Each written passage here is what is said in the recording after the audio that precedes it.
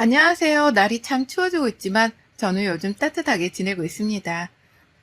평범한 30대의 남편과 결혼을 했고 혹독한 시집살이로 사계절 무관해서 늘 추운 겨울 같은 하루하루를 보냈었죠. 그러나 40대가 된 지금은 달라졌어요. 하루하루가 너무 따뜻하답니다.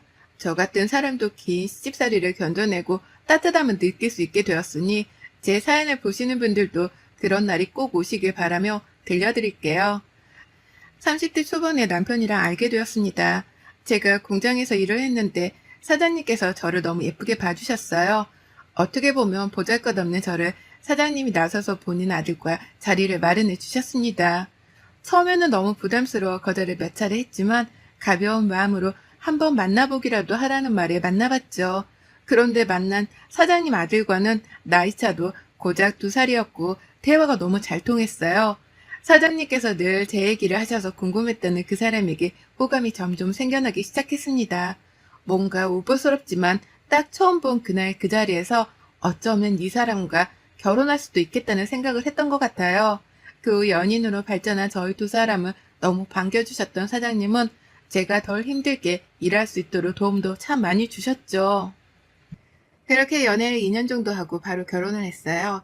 사실 30대 초반 나이에 결혼을 할 생각은 전혀 없었는데 사장님과 남편의 성화에 못 이겨 결혼을 했습니다. 저희 집은 평범한 집안이고 넉넉하지도 않았기에 제가 다 결혼 준비를 해야 했는데 그게 좀 부담이었거든요. 시부가 사장님인데 얼마나 잘 살겠습니까? 워낙 평판도 좋으시고 여유도 있으신데 그런 집에 제가 들어간다니 믿기지도 않았어요. 그러나 시부와 남편은 돈 걱정은 지금도 앞으로도 하지 말라며 저를 안심시켜 주셨고 덕분에 마음이 놓였습니다. 어떻게 보면 딱히 제가 한 것도 없이 시집을 가게 되었죠. 사실 결혼 전에 고민이 있던 건 시부와 남편은 너무 좋지만 시모는 그렇지 않았다는 거였어요. 본인 아들이 너무 아깝고 손해보는 결혼이라며 대놓고 말씀하셨죠. 혜민이 너는 전생에 뭐를 했길래 우리 집안에 시집을 타오니? 참, 네 팔자 펴서 아주 좋겠다. 솔직히 외아들은 우리 혁준이가 너 같은 애랑 결혼한다기에 내가 뒷목 잡고 쓰러질 뻔했어. 제가 많이 부족하죠. 노력할게요, 어머님. 노력하면 다반사 오케이야? 세상이 그렇게 호락호락한 줄 아니? 너 참 팔자 좋은 소리 한다. 세상은 그렇게 호락호락하지 않단다. 혁준이 아빠가 너를 며느리로 꼭 봐야 한다고 난리치지만 않았어도 넌 우리 집에 팔도 못 들였어. 알아? 그렇죠. 앞으로도 하는 거 지켜볼 거야. 누가 봐도 믿지는 장사를 우리 가족이 했으니 넌 잘해야겠지. 어? 나를 화나게 하는 일은 없었으면 좋겠다. 용서할 수 없을 것 같으니까. 알아들어? 네, 알겠습니다, 어머님. 시몬은 대놓고 면박을 주는 게 한두 번도 아니었고 저를 보자마자 인상을 찌푸리는 특유의 표정도 참 많이 보여주셨어요. 그거 볼 때면 마음이 참 씁쓸했지만 적극 참았습니다. 남편이 너무 좋았거든요. 이런 사람과 내가 결혼하다니 싶었습니다. 꼭 금전적인 부분이 아니고 정말 사람 자체가 좋았어요. 거기도 시부는 얼마나 좋은 사람인 줄 제가 잘 아니까 놓치고 싶지 않았던 결혼이었습니다. 결혼 후 시댁 근처에 살았는데 참 힘들었어요. 제가 결혼하고 나서 시부와 남편은 일을 그만두라고 하셨고 한순간에 주부와 백수가 된 저는 시모의 수행비서처럼 온종일을 함께 해야 했죠. 세아가 너 이제 공장에서 힘들게 일하지 말고 집에서 편하게 쉬어라. 계속 그렇게 힘들게 일하면 너 몸 망가져서 못 써. 지금껏 충분히 일했으니 이제 집에서 편하게 있으면서 아기 낳을 준비해라. 이세 부담 주는 건 아니니까 부담 갖지 말고. 아버님 아니에요. 저 아직 젊은데 일하고 싶어요. 아니다. 이 집에 멀쩡한 사내가 있는데 뭐하러 세아가 너까지 돈을 벌어. 충분하니까 편히 쉬어. 그동안 힘들게 산 세월 보상받는다고 생각하고 편하게 생각해라. 그래, 아버지 말 들어. 시아버지가 사장이고 돈 잘 버는 남편이 있는데 왜 당신이 나가서 고생하고 그래? 시부와 남편은 마치 저를 보호해주는 울타리 같은 존재였어요. 어떤 상황이든 늘 저를 먼저 생각해줬고 배려해줬습니다. 그러나 시모는 이런 모습도 마음에 들어하지 않았어요. 너 지금 시간이 몇인데 아직도 자는 거야? 네? 아니에요, 어머님. 저 일어나 있어요. 너 앞으로 일어나면 바로 전화해. 알겠어? 나 옛날에는 시댁 가서 안부 인사를 매일 해야 했어. 이 정도면 많이 봐준 줄 알아. 알겠어? 그리고 오늘부터 집으로 와서 음식도 배우고 살림도 배워라. 알려줄 때 감사하게 여기고. 아, 네, 어머님 지금 갈까요? 그럼 언제 올 건데? 하나부터 열까지 내가 다 말해줘야 하니. 어련히 알아서 눈치껏 좀 행동해. 당장 와! 시모는 이날을 시작으로 남편이 퇴근해서 올 때까지 저를 시댁에 가둬두고 이것저것 부려먹고 일을 시켰어요. 심지어 시댁에서 일하시던 이모님도 휴가를 줘버렸더라고요. 그 큰 집을 저 혼자 쓰고 닦고 청소를 하는데 참 너무하다 싶었습니다. 그 좋은 청소를 두고 바닥을 직접 빗자루로 쓰라고 하질 않나. 걸레질 역시 손걸레로 엎드려서 싹싹 다 닦으라고 했죠.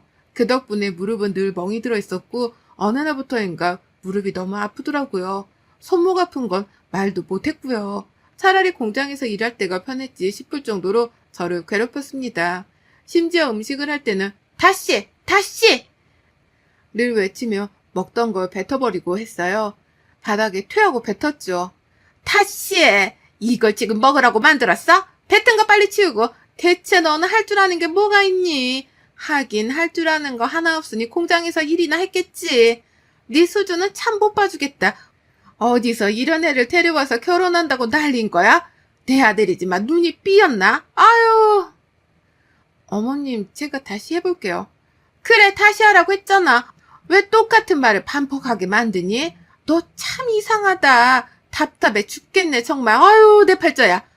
참, 너 혹시나 해서 말하는 건데 우리 집에 시집 왔다고 해서 우리 집 재산 탐내거나 그러지 말아라. 한마디로 꿈 깨라고. 알아들어? 네, 탐낸 적 없어요. 웃기고 있네. 내가 네 시커먼 속을 모를까? 시모는 그냥 괴롭힐 수 있는 거 모조리 시키면서 저를 괴롭혔습니다. 심지어 한 번은 백화점에서 머리를 맞은 적도 있었죠. 이날은 본인이 쇼핑을 할 거니 따라와서 짐꾼 역할을 하라고 했어요. 거부할 수도 없던 게 제가 거부를 하거나 말대답을 하면 1시간이면 끝날 게 하루 이틀이 넘어가니까 차라리 참고 말자 싶었습니다. 결국 백화점에 함께 가서 옆에서 짐을 들고 조용히 따라다녔죠. 그런데 시모가 계산을 하다 카드를 떨어뜨렸는데 그 순간 제가 잡겠다는 게 오히려 그 카드를 쳐서 시모 얼굴을 맞춘 겁니다. 순간 시꺼뱄고 당장 사과를 했으나 그 자리에서 머리를 맞았네요. 어머니 괜찮으세요? 아우 죄송해요. 잡으려다가. 이런 미친 망할 것이 뭐하는 짓이야? 어? 너 미쳤어? 일부러 그랬지? 그냥 주먹으로 쳐버리지 그러냐? 어? 뭐 이런 게 다 있어 진짜? 아니요 어머님 그런 게 아니에요. 에이씨 너 때문에 기분 잡쳤으니까 집에 가게 운전이나 해. 망할 것이 이엠뱅할. 아 혹시 이거 구매는 안 하실 건가요 사모님? 연병할 것들이 쌍으로 눈치코치가 없네. 너 같으면 내가 지금 그걸 사고 싶겠니? 어? 너도 머리통 쳐맞고 싶어? 아니에요. 죄송합니다. 죄송해요, 사모님. 죄송한 거 알면 앞으로 내 눈에 보이지 마. 알아들어? 시몬은 유명했어요. 인성 쓰레기로 말이죠. 오죽하면 옆에 있는 저를 보는 눈들이 다 동정한 눈빛이었고 어딜 가면 시몬 몰래 제게 뭐 하나라도 챙겨주려고들 했습니다. 반대로 시부는 정말 평판이 좋으셨고 시몬처럼 무례한 사람을 절대 가만두지 않았어요. 그러다 보니 시부 앞에서 시몬은 타인에게 친절한 척 연기를 했습니다. 그러나 시부 앞에서도 제게는 쌀쌀맞게 굴었죠. 너무너무 힘들어서 참고 견디다 남편에게 말한 적이 있었어요. 이때가 남편이 하던 일을 정리하고 시부 공장을 물려받아서 사장으로 일을 할 때였습니다. 여보, 내가 정말 참아보려 했는데 못 참겠어. 어머님이 저러시는 게 너무 힘들고 버거워. 그냥 나 공장 가서 일하면 안 돼? 어? 제발. 이렇게 집에 있는 게 더 고통스럽고 정신적으로도 괴로워. 내가 사장인데 당신이 거기서 직원을 일하면 체면이 안 서지. 힘든 건 알고 이해하는데 조금만 참아봐. 이런저런 핑계로 이사를 가던가 해보자. 정말이야? 이사 갈 거야? 제발 여보 하루빨리 가자. 어? 그래 알겠어. 그렇게 힘들면 얘를 갖자. 당신이 임신하면 엄마도 솔직히 아무것도 못 시키지 않겠어? 이런 마음으로 아이를 갖는 건 아이한테도 못할 짓이야. 그건 아니라고 생각해. 당신 편하라고 말해본 거야. 뭐 방법은 생각할수록 많아질 테니까 한번 생각을 해보자. 그래 알겠어. 고마워 여보. 남편은 사장이 되면서 일이 많아진 건지 늦게 귀가하곤 했습니다. 그런 남편을 보며 저는 너무 열심히 해주는 것 같아서 다행이고 고마웠어요. 그런데 시부에게 연락 한 통을 받았죠. 세아가 나다. 다름이 아니고 요즘 혁준이 집에 언제 들어오니? 네? 일이 많아서 거의 새벽에 오고 있어요. 새벽? 새벽에 온다는 말이야? 매일? 네. 일이 많고 바쁘다고 하더라고요. 빨리 와야 2시 있고 4시 사이쯤 오는 것 같아요. 그래, 알겠다. 잘 지내고 있지? 바로 옆에 사는데 우리만 얼굴을 제대로 못 보는 것 같네. 그러니까 말이에요. 그래, 조만간 주말에 저녁이라도 함께 하자. 뜬금없는 시부의 물음이 조금 이상했지만 대수롭지 않게 여겼습니다. 남편의 귀가 시간이 점점 더 늦기 시작했고 아예 외박까지 하고는 이른 오전에 제게 옷과 속옷을 가져다 주라고 연락을 하기도 했어요. 여보, 나 깜빡 잠들었는데 속옷이랑 옷 좀 가져다 줄래? 똑같은 걸 입고 근무하기가 조금 그래서 오늘 중요한 미팅도 있고. 알겠어요. 지금 갈게. 전 남편이 너무 열심히 일하는 줄 알았는데 공장에 들린 김에 오랜만에 함께 일하던 동료들을 만나서 점심을 먹으며 들은 얘기로 생각이 달라졌어요. 이야, 우리 혜민이 얼굴 핀 것 봐. 역시 돈이 최고지? 그런 부잣집에 시집가면 삶이 어때? 세상 공기가 달라? 무슨 소리야. 안 그래. 난 오히려 여기서 다 같이 일할 때가 더 좋았어. 웃기지? 에? 이게 무슨 배 아픈 소리야. 너 어디 가서 그렇게 말하지 마. 욕 먹는다? 그나저나 요즘 공장이 많이 바빠? 새벽까지 있어야 할 정도로? 누가 새벽까지 있어? 전혀 아닌데? 내가 이런 말을 해도 될지 모르겠지만 사장님, 그러니까 너희 남편 저대로 두면 안 될 것 같더라. 예전 사장님도 이 상황을 제대로 모르시는 것 같아서 걱정이야.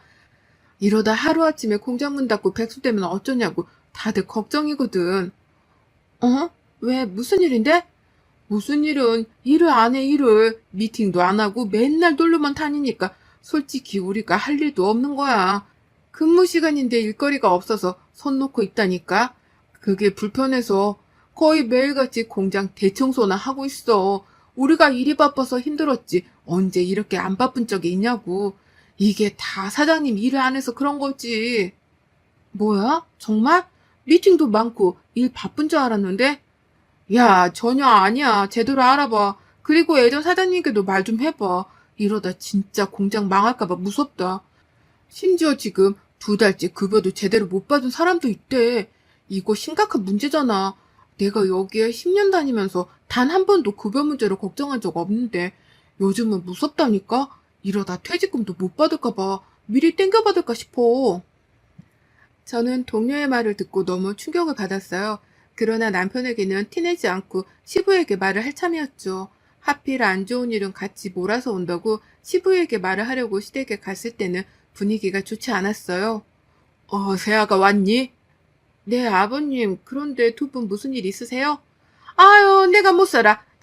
이봐, 집안에 사람을 잘 들여야 한다고 했지? 저거 온 뒤로 잘 풀리던 일들도 안 풀리잖아. 멀쩡하던 당신이 어떻게 하루아침에 간암이냐고. 말도 안 돼. 네? 간암이요? 아버님이요? 아버님 병원 어디로 가신 거예요? 확실하대요? 아이고, 별거 아니니까 걱정 말아라. 내가 또 가진 게 돈밖에 없으니 최고 병원에 최고 의사한테 수술 받으면 금방 회복할 거야. 걱정 마. 웃기지 마. 당신 그렇게 여유 부릴 때 아니거든. 당장 입원하자. 1인씩 빼뒀다고 하니까 가자고 얼른. 세아가 너는 집에 있거라. 놀랄 거 없어. 울지 말고. 네가 왜 울어 울기는? 이게 다 너 때문에 벌어진 일인데, 어? 네가 똑바로만 했어봐라. 우리 집에 이런 불행이 찾아왔겠어? 저 단계 들어온 뒤로 똑바로 흘러가는 일이 아주 하나도 없어. 제게 시부의 가난 소식은 정말 세상이 무너지는 기분이 들 정도로 절망적이었고 눈물이 앞을 가렸어요. 저는 남편에게 전화해서 당장 알렸으나 남편은 또 일핑계로 늦게 들어왔죠. 이것저것 평소에 좋아하시던 찬거리도 만들고 챙겨서 병원으로 갔습니다. 그런데 들으면 안 될 얘기를 들어버렸죠. 제가 딱 갔을 때 시무와 의사가 밖에서 대화 중이었는데 그걸 듣게 되었어요. 거두절미하고 딱 말해보세요. 그래서 저 사람 죽어요, 안 죽어요? 사모님, 생명에는 지장은 없으니 걱정 마세요. 수술 최선을 다해서 할 거고 저희 의료진들 다 실력 뛰어나니 믿으세요. 아니, 지금 그게 중요한 게 아니라 간암이 심각하다면서요. 왜 안 죽죠? 거참 신기하네. 너무 열과성을 다할 필요는 없어요. 쉬엄쉬엄 하자고 이럴 때 쉬는 거 아니겠어요? 아유, 저 인간은 명줄도 기네. 아우, 내 팔자야. 저는 진짜 충격을 받아서 말이 나오지 않았어요. 어떻게 병상에 누워있는 시부를 두고 저런 말을 하지 싶었죠. 그때 깨닫게 된 것 같아요. 시모와 시부의 관계는 결국 시모가 돈을 목적으로 유지되고 있었구나를 말이죠. 못 들은 척 한참 후 병실로 들어갔는데 환자복을 입고 수액을 맞고 있는 시부를 보니 가슴이 아팠습니다. 뭐야? 너 언제 왔어? 연락도 안 하고 오니? 여기가 무슨 네 친구네 집이야? 거참, 자꾸 왜 그렇게 새아같아 살살맞게 굴어? 당신도 자꾸 편들어주지 마. 편들어주니까 저 모자란 게 기고만장하지. 왔으면 할 거 하지. 왜 그러고 서 있어? 아버님 괜찮으세요? 이거 아버님이 맛있다고 하셨던 거 만들어서 조금씩만 싸왔어요. 식사 잘 나올 것 같아서요. 입맛 없으실 때 조금씩 꺼내서 드세요. 야, 여기가 1인시고 특식 먹을 건데 너 따위가 만든 반찬이 눈에 보이겠니? 어디서 음식물 쓰레기를 처리하고 있어? 그리고 수술하고 이러면 금식인데 약 올리냐? 생각이 없어? 아버님 그 간병인은 따로 두실 거예요? 어떻게 하시기로 하셨어요? 너 내 말 무시하냐 지금? 거참 그만 좀 하래도 세아가 간병이고 뭐고 아무것도 신경 쓰지 말고 집에 가 있어. 병원에 오래 있으면 안 좋다. 제가 할게요 아버님. 간병 있으면 서로 불편하고 힘드니까 그냥 제가 하게 해주세요. 참나 얘 하는 꼬라지 좀 보소. 너 지금 대놓고 무시하냐고 나를. 네 시아버지 믿고 이러는 거야 지금? 그리고 천문일령을 두고 왜 너를 쓰겠니? 저는 시모의 말을 끝까지 무시했어요. 사람 같지 않아서 더 이상 상대하고 싶지 않았습니다. 그리고 시부가 너무 안쓰러워 제가 직접 병간호를 하고 싶었고 고집을 부려 결국 하게 되었죠. 병간호라는 게 사실 힘들지만 그래도 저는 시부라면 할 수 있었어요. 그 와중에 남편은 여전히 철없이 행동을 했고 제가 붙잡고 말했습니다. 당신 정신 차려. 정말 왜 그래? 원래 이런 사람 아니잖아. 아버님 병상에 계시면 당신이라도 정신 차려서 행동해야지. 왜 그러는데 정말. 내가 사장이고 우리 집 재산이 얼마인데 뭔 일을 해야 하는데. 공장은 어차피 알아서 굴러가. 그니까 잔소리 좀 하지 마. 어? 당신 고분고분한 줄 알았더니 아니네. 뭐야? 정말 왜 그래? 미친 거 아니야? 아버님이 평생 지켜온 공장이야. 심각하게 생각해야지. 야야, 까부지 마. 조용히 있어 그냥. 이게 잘해주니까 기어오르네? 남편은 제게 선을 넘었고 이날 이후 시무랑 다를 것 없이 제게 행동했습니다. 시부 간병도 솔직히 힘들었지만 마음은 불편하지 않았어요. 다만 남편과 시모의 행동에 점점 더 지쳐가고 있었죠. 제가 결혼한 게 아니라 마치 이 집 노예로 들어온 기분이 들었어요. 그 후 긴 시간 끝에 시부는 회복을 하셨고 집에서 요양을 하셨습니다. 그 곁을 늘 지켰고요. 하루는 저를 불러 말씀하셨습니다. 놀라지 말고 들어라.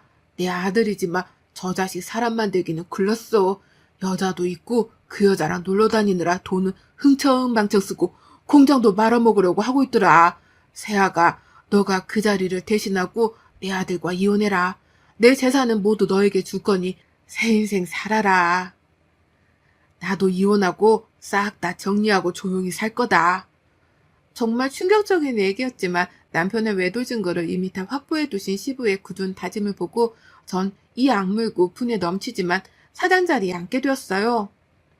며칠 내내 밤을 새더라도 공장 복구하는데 힘을 썼고 저를 인정해주지 않던 직원들은 저를 인정해주기 시작했죠.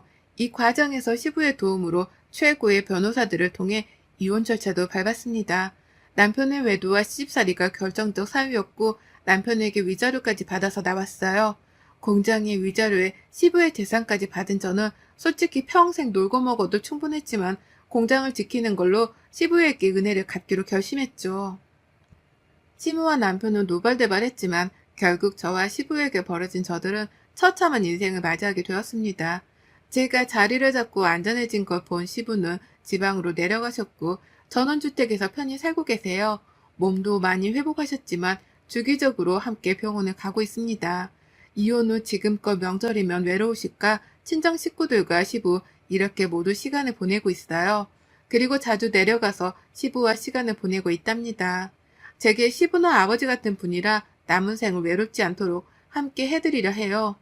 너무 고통스럽고 처참한 시간 뒤에 시부가 계셨기에 전 오늘도 내일도 숨쉬며 두 다리 뻗고 잘 살 수 있답니다. 여러분의 생각은 댓글로 남겨주세요. 오늘도 시청해 주셔서 정말 감사합니다.